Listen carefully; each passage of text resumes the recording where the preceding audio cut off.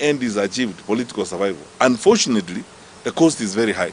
So I take this opportunity painfully and sadly to convey our condolences as a party to those who lost their lives yesterday, including a Form 3 student. That's how low we have sunk. Then urge my colleagues in the opposition that that time now has come when our sense of commitment to opposition unity is going to be tested. Our sense of patriotism is going to be tested. Our nerves are going to be frayed. Our patience is going to be taxed. And the temptations even to split us are real.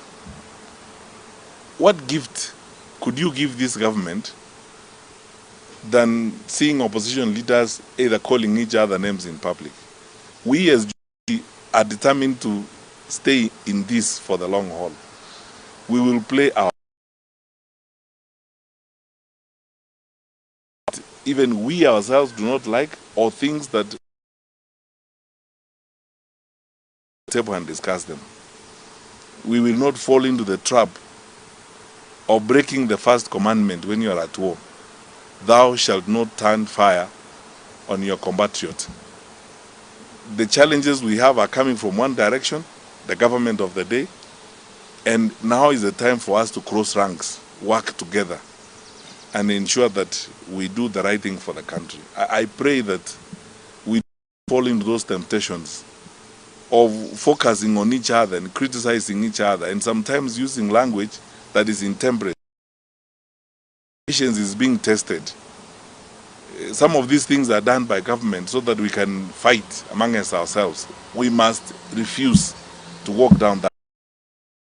We as Jubilee are going to refuse to walk down that path. We will work together to ensuring that unity prevails, to ensure that we stay together and move forward to deliver this country challenges it now faces. The worst, the crime and insecurity initiated, supported by elements of government. Finally, before I finish, you wonderful people in the press, I want you to check this on your own. Over the years, when we were in government, we always periodically did a mop-up of small arms in the wrong hands because of where we find ourselves as a country. We have porous borders around us, and we have conflict virtually in every one of our neighborhoods. And because of that, we sustained that practice of mopping small arms and burning them every so often. What is harrowing to me, even with the knowledge I have on how the security sector operates, there were armed people in that Homa Bay meeting, some of them shooting. Nobody knows whether they are actually people from the disciplined groups. My sense and suspicion is that there are far too many small arms in the wrong hands in the country, which is now fueling up the confidence of criminals and criminal activity. Now, how do we go to an election in that kind of environment? I don't want to say we are asking the government. This is common sense. It's something they know they ought to do. It's something they know they ought to do. And if they are not doing it, they are not doing it deliberately because they have an end they want to achieve. I cannot imagine how, with the kind of security resources we have in the country and the kind of infrastructure we have, we could see the violence in the scale of what we saw in Homa Bay. For 2 days, a rural county in Kenya is actually under the spell and control of criminals.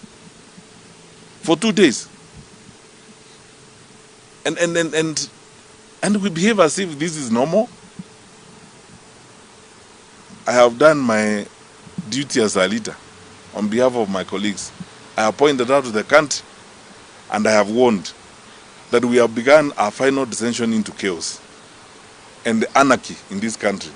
The question is, what are we going to do as a people?